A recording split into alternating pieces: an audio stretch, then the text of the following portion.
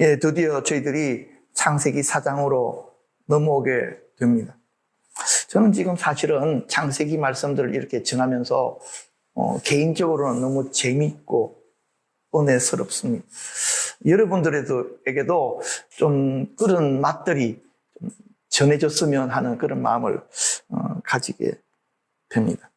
오늘 말씀은 창세기 4장 1절과 2절 말씀입니다. 다 같이 한번 읽어볼까요? 시작. 아담이 그의 아내 하와와 동침하매 하와가 임신하여 가인을 낳고 이르되 내가 여호와로 말미암아 덕남하였다 하니라. 그가 또 가인의 아우 아벨을 낳았는데 아벨은 양치는 자였고 가인은 농사는 자였더라. 아멘. 아담의 아들 가인과 아벨에 대해서 말씀을 전하려고 하는데요.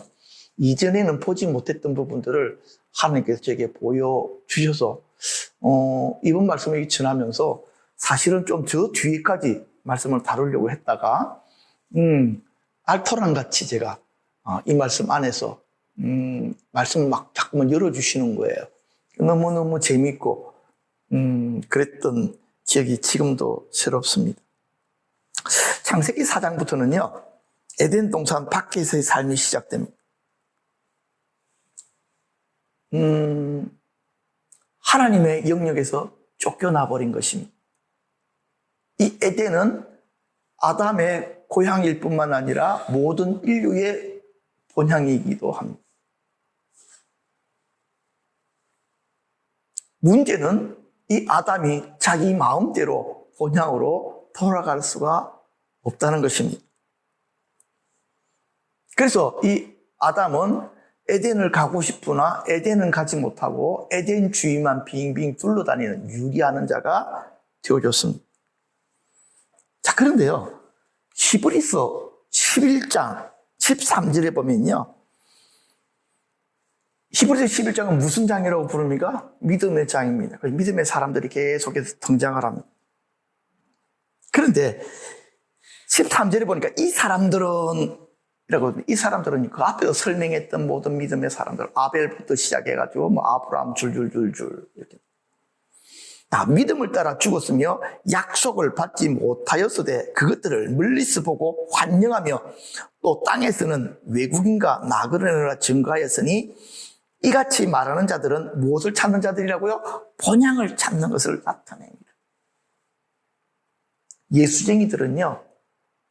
자꾸만 하나님의 부르심과 인도하심을 따라 여기저기로 다녀야 돼. 성령의 이끌어가심이 있기 때문에. 그런데 그렇게 다니는 그것이 여기서 뭐라고 설명한다고요? 본향을 찾는 것이다. 그랬다는 것입니다. 이 본향의 원형이 어디 있습니까? 에덴 동산입니다. 이 에덴 동산이 본향인 것은요. 이 에덴 동산이 이 땅에 임한 하나님의 나라였기 때문에 그렇습니다. 그래서 예수님께서 오셔서 바로 하나님의 나라가 가까이 왔다라고 선포하셨습니다. 그렇죠? 네. 그래서 예수님이 정한 복음의 핵심이 무엇입니까? 천국 복음입니다. 하나님의 나라가 이 땅에 지금 임하고 있다. 그 임하고 있는 하나님의 나라를 너희들이 뭐하라? 경험하라. 맛보라. 그리고 하나님의 백성이 되어지면 너희들이 그 하나님의 나라의 일원이 될 것이다 라고 선포하신 것이 예수님께서 말씀하신 복음의 핵심입니다. 지금은 완벽하게 회복되어지지 않았지만 하나님께서 이 땅의 교회들을 뭘로 삼으십니까? 대사관으로 삼으시고, 그쵸? 우리들을 뭐라고 부르셨습니까? 그리스도의 사신, 그리스도의 대사라고 불렀습니다.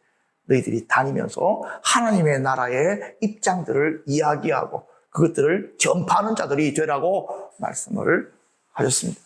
어찌 되어졌든지 어느 나라가 임할 때까지, 하나님의 나라가 임할 때까지 우리는 그 하나님의 나라를 전파하는 자들, 그것이 뭐라고요? 우리의 본향이다 하는 것입니다. 자, 그런데요, 여기에 보니까요, 아담의 두 아들들이 등장을 하게 됩니다. 아담이 그 아내와 하와와 동침하며 하와가 잉태하여 가인을 낳고 이르되 내가 여호와로 말미암아 덕남하였다. 말씀을 준비하다가 이 두 아들이 등장을 하는데 이 두 아들의 이름의 뜻이 성경에 나옵니다. 가인의 이름은 어둠이라는 뜻입니다. 어둠이라는 뜻은요, 아담이 이렇게 이야기했잖아요. 가인을 낳고 내가 여호와로 말미암아 등남하였다라는 뜻이 가인입니다. 내가 얻었다 이런 뜻입니다. 이 이름은 여러분들이 이해가 잘 되죠? 맞아. 가인의 이름은 얻었다라는 뜻이다. 그런데 문제는 아벨의 이름입니다.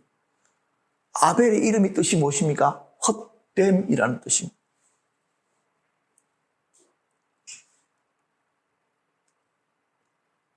저는요, 아담이 가인의 이름을 지은 것에 대해서는 이의가 없습니다.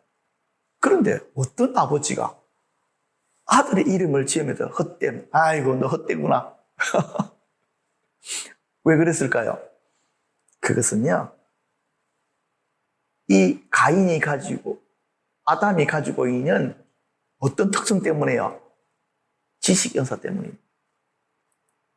자, 여러분들도 창세기 2장 19절에 보면 여호와 하나님이 흙으로 각종 들짐승들과 공중의 새들을 지으시고 아담이 무엇이라고 부르나 보시려고 그것들을 그에게로 이끌어 가시니 아담이 각 생물을 부르는 것이 곧 그 이름이 되었더라. 아담에게 지식의 은사가 있어가지고요, 딱 보면 이게 뭐라는 것이 딱 나오는 것이. 아담이 아벨을 낳고 딱 보니까 그 아이의 미래가 딱 보인 거예요. 어떻게 되는 건요? 늙어서 죽는 것이 아니고 젊어서, 그것도 형님에게 맞아서 죽는 것을 보았습니다. 그래서 헛되다라고 이름을 지어버렸습니다. 두 아들은 아담이 이름 지은 대로 그대로 살았습니다. 그렇죠? 가인은 동생 아벨을 죽이고 하나님의 저주를 받았음에도 불구하고 그는 오랫동안 살았습니다. 많은 자손들을 출산하게 됩니다. 반면에 아벨은요, 거룩하고 온전하게 살았음에도 불구하고요, 자식 하나 없이 요절하고 말았습니다. 그래서 저는 참 이름 되게 중요하구나. 사람들이 불러주는 그 이름의 의미가 매우 매우 중요하구나. 그래서 우리 자녀의 이름들을 개똥이라고 지으면 안 되는 거구나. 아무리 장난이라도. 그런데요, 여기서 제가 이름의 중요성을 이야기하는 것은 사주팔자를 가지고 이야기하는 것이 아닙니다. 물론 저의 이름 같은 경우에는 저희 할아버지가 풍수지리도 하시고 역학도 하셔가지고 제 이름 지을 때는 2달이나 고민해가지고, 그렇게 고민해가지고 제 이름을 지으셨대요.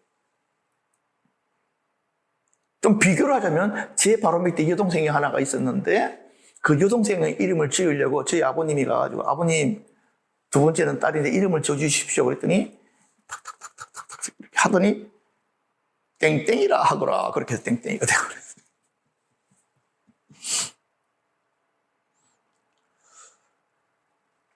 자, 근데요, 여러분들의 이름은 어떤 뜻을 가지고 있습니까? 제 이름은요, 영화영자에다가 뿌리군입니다. 이 의미를 풀어보면요, 뿌리에서 꽃이 피고 열매가 맺는다는 뜻입니다. 그래서 제가 뿌리에서, 당연하잖아요, 그렇죠? 꽃이 피고 열매가 맺는데 아주 신기한 성경의 구절이 있는데요, 그것은요, 뿌리에서 잘려진 나무가 꽃이 피고 열매를 맺은 기적이 기록되어진 곳이 있습니다. 그게 뭐냐니까 민수기 17장 8절입니다. 나와 있나요? 이튿날 모세가 증거의 장막에 들어가 본즉 레위 집을 위하여 낸 아론의 지팡이에 우미 돋고 순이 나고 꽃이 피어서 살구 열매가 열렸더라. 그래가지고요, 제가 제 이름이랑 이 구절이랑 연결을 시켜버렸어요. 요 구절은 내 거. 왜? 내 이름을 드러내기 때문에. 그래서 제가 이 시간 여러분들에게 권고합니다. 여러분들의 이름과 연결되어지는 영적인 의미들을 가지고 있는 그 구절들을 성경에서 찾으십시오. 그리고 여러분들이 선포하십시오. 이 구절은 내 이름의 구절이야. 이것은 내 거야. 이렇게 하시길 바랍니다. 이 시간 민수기 17장 8절은 지영근 목사의 것인 것을 선포합니다. 누구도 이 권리를 박탈하지 못할 것을 선포합니다. 왜요? 우리 사모님이 고개를 좌우로 젖으신. 저는 이것을 발견하고 너무너무 좋았습니다. 아, 그래. 하나님께서, 하나님의 영이 임하시면, 하나님의 기적이 임하시면, 그쵸? 나는 안 된다라고 하는 그 순간에도 하나님께서는 잎이 열리게 할 것이고, 꽃이 피게 할 것이고, 열매가 맺혀지게 할 것이다. 그래서 저는 기도할 때마다 민수기 17장, 그쵸? 8절의 말씀들을 가지고 함께 실험할 것입니다.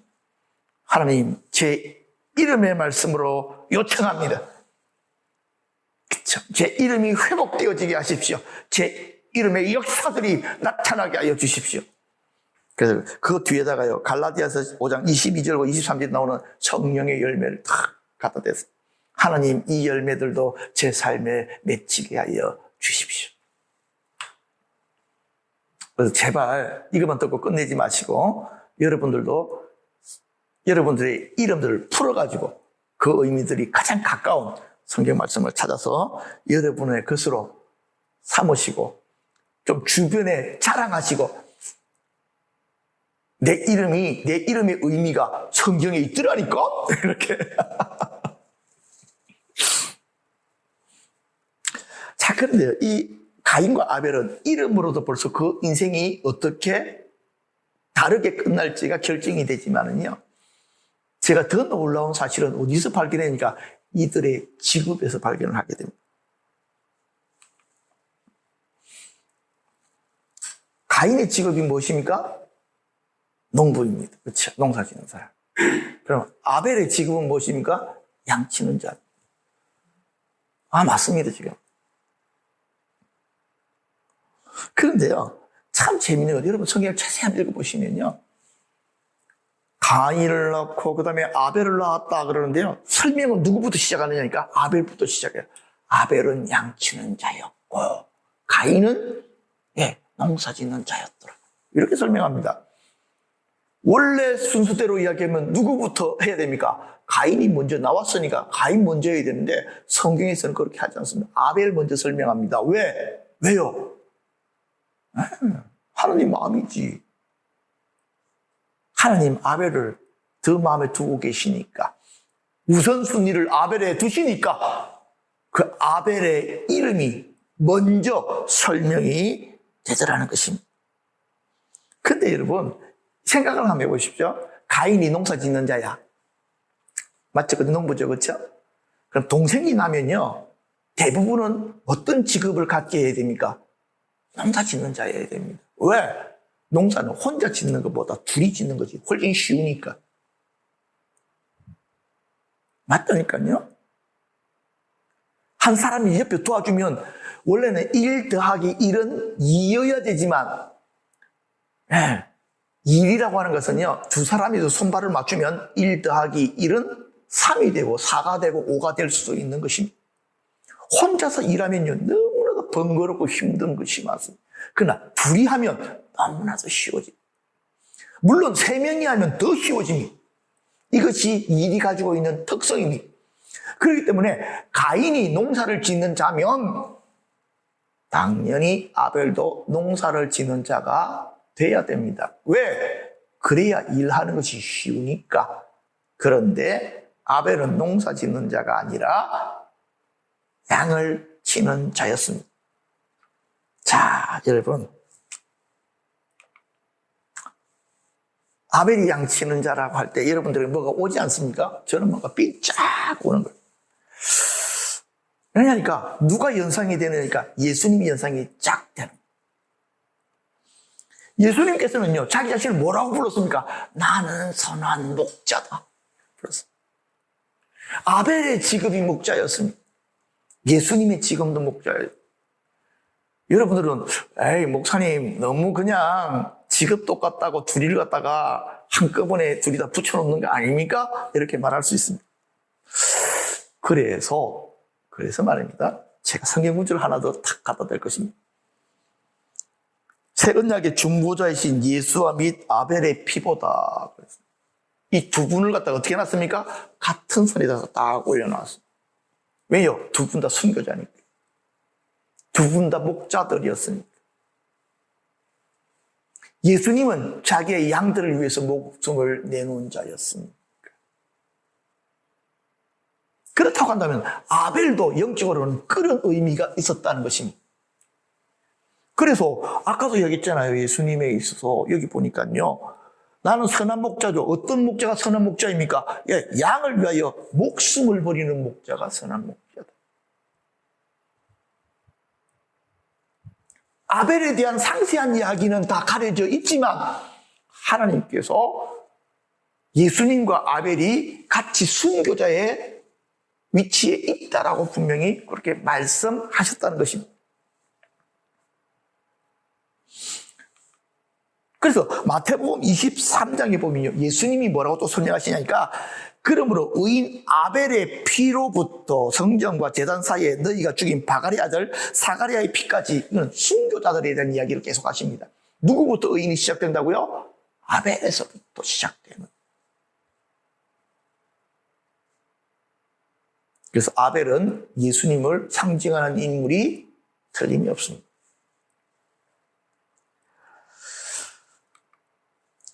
예수님도 목자이시지만 예수님께서는 그 제자들에게 뭐가 되라고 이야기하십니까? 예, 목자가 되라고 하죠. 참 예수님께서 베드로에게 말씀하십니다. 요한의 아들 시몬아 네가 이 사람들로 나를 사랑하느냐? 그러합니다. 그러니까 우리 주님께서는 내 어린 양을 먹이라. 너는 목자가 되라. 이렇게 말씀하십니다. 우리가 예수님의 제자로 간다면요. 선한 목자의 마음을 가지고 그렇죠. 하나님의 양들을 살피고 하나님의 양들을 위하여 기꺼이 손해를 볼 마음을 가지고 함께하는 것. 그것이 바로 목자의 마음입니다.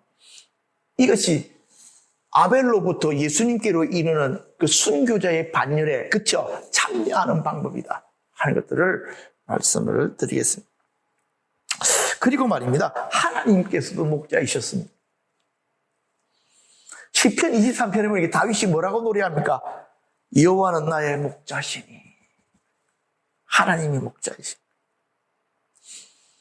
내게 부족함이 없으리로다. 그가 나를 푸른 풀밭에 누이시며 쉴 만한 물가로 인도하신다.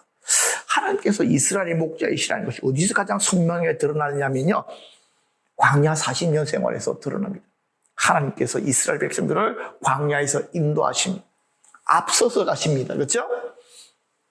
그러면서 때를 따라서 뭘 먹이셨습니까? 만나를 먹이시고 메추라를 먹이심으로 말미암아 하나님이 목자이신 것을 드러내셨습니다. 자, 그렇다고 하면 가인에 대해서 조금만 더 알아보죠. 가인은 뭐라고요? 농부입니다. 농부는요, 목자와 상반되는 의미를 가지고 있더라고요.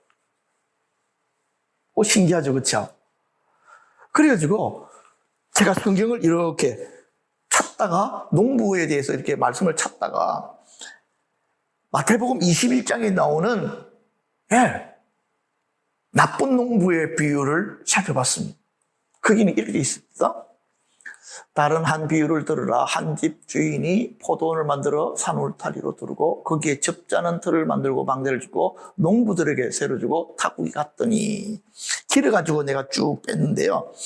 뒤에는 이런 내용들이 나옵니다. 열매 거둘 때가 가까움에 그 열매를 받으려고 그 주인이 자기 종들을 보냈어요.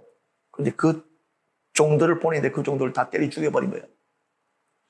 그래서 내 아들은 얘들이 그렇게 하지 않겠지 하고 아들을 보냈습니다. 그랬더니 얘들이 어떻게 했겠습니까? 농부들이 그 아들을 보고 이 상속자인데 요거만 죽으면 이거는 다 누구 거라고요? 우리 거야 했다는 것이. 이 농부들은 누구를 잠깐 빗대서 이야기합니까? 오래된 농부로부터 시작되어진 사건. 하나님의 사람을 때려 죽이고 그 기업을 자기가 가지려고 했던 자들. 아벨도 그렇게 해서 죽은 거거든. 그쵸? 그래서 제가 이런 계시적인 이런 일치성이 하나하나 숨겨져 있는 것을 발견할 때마다 오, 그렇구나 하는 마음이 들어가는 거예요.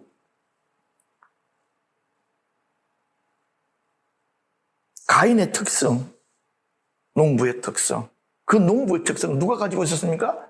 예수님 시대에 예수님을 십자가에 못 박으라고 고함지르던 그들 마음들. 그러니까 하나님께서는 그들을 뭐라고 불렀습니까? 대놓고 비유로 너희들이 농부다.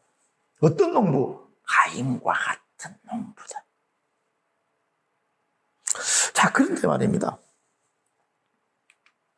농부는 땅에 속한 사람들을 의미하기도 합니다.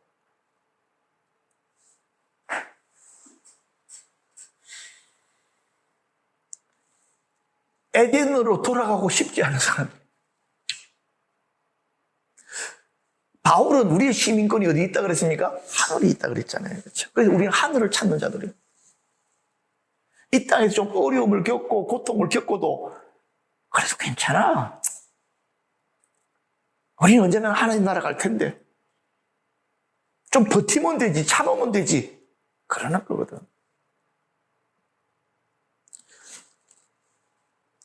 그런데도 불구하고요, 이 땅에 있는 사람들 중에, 이 땅에 속한 사람들 중에 영생을 구하는 자들이 또 있더라. 여러분 그거 아시잖아요. 진시황이 영생을 얻으려고, 불로초를 얻으려고, 그렇죠? 자기 밑에 있는 사신들을 전 세계로 다 보내. 그때 우리 고려에 와가지고 인삼을 가지고 갔다. 그래서 고려 인삼이 약효가 있다 그래가지고 소문이 전 세계적으로 확 퍼지게 되어요. 우리나라에서는 인삼 외에 더 특별한 약이 없으니까. 근데요, 저는 이 진시황이 어리석은 놈이다 그렇게 생각했어요. 왜냐하니까 영생을 얻는 것, 그 불로초는 다른 말로 이야기하면 영생을 얻는 과일은 생명나무 과실이잖아. 그 생명나무 과실은 이 세상에서는 얻을 수가 없다. 성경에 아주 기록되어 있잖아요. 왜? 생명나무로 가는 길들은 하나님께서 다 막아놓으셨기 때문에. 그가 생명나무의 맛을 조금 볼 수 있는데 누구를 믿으면? 예수 믿으면 되는 거를. 그때 진시황이 있을 때도 분명히 복음을 전하는 사람들이 있었을 텐데 페르시아로를 통해 가지고 들어간 그런 종교들이 있었잖아요. 자, 그런데 말입니다. 이스라엘의 우상 숭배는 다 무엇과 연관되어져 있습니까? 농사. 거기서 모든 우상 숭배가 나왔습니다. 특히 이 바알신, 이스라엘 백성들이 섬기다가 하나님께 그렇게 야단들은 바알신은요, 어떤 신이었느니까 농사의 신이었고 풍요의 신이었어요. 그들은 땅에서 나는 풍성함들을 얻기 위해서 하늘에 계신 아버지에게 등을 돌려버린 것입니다. 하나님을 질투나게 해버린 것입니다. 그 농사꾼들, 세상에 있는 것으로 만족하며 살아가려고 하는 자들을 하나님께서 말씀하십니다. 너 땅이 그렇게 좋아? 그러면 땅이랑 살아. 그게 나는 것으로 너희들이 만족하냐? 그럼 그런 만족으로 살아. 그러나 나의 백성은 나를 찾고 본향을 찾기 위해서 땅의 기쁨도 포기하고 나에게 나아오는 일을. 그것이 바로 누구의 삶입니까? 아벨의 삶이었습니다. 아벨은 하나님의 나라를 찾는 자의 모형이고요. 가인은 이 땅에 만족하며 살아가는 자의 삶이었습니다. 가인과 아벨의 차이점들을 여러분들이 이렇게 그 차이점들을 보셨습니다. 그래서 영적으로 보니까 가인이 아벨을 안 죽일 수가 없는 영적인 원리가 그 가운데에 숨겨져 있더라 하는 것을 알게 됩니다. 그래서 저는요, 아하, 하나님의 말씀은 깊고 오묘하며 그 맛이 달기가 송이 꿀송이보다 더 답니다. 지금까지 제가 몰랐던 단순하게 그냥 농부, 그쵸? 단순하게 그냥 목자, 이렇게 되어진 이 두 가지가 이런 깊은 의미들이 숨겨져 있었구나라는 깨달음으로 너무 저는 말씀 준비하다 기분이 좋았습니다. 여러분들도 말씀을 묵상하고 묵상해 보십시오. 말씀이 처음에는 마치 수박처럼 껍데기만 핥아가지고는 아무 맛이 나지 않지만, 그러나 그 말씀의 깊이가 열려지기 시작하면 그 안에는 달콤함이 여러분들을 사로잡게 될 것입니다. 우리는 예수님의 제자이기 때문에 목자로 부르심을 받았습니다. 물론 우리는 하나님을 따라가는 양입니다. 그러나 또한 동시에 내 뒤에 오는 어린 양들을 위한 목자의 일들로 부르심을 받았다는 사실들을 여러분들이 잊지 마시기를 바랍니다. 이렇게 오늘 말씀을 마치고요. 우리가 다 같이 한번 통성으로 기도하고 오늘 시간들을 끝내려고 합니다.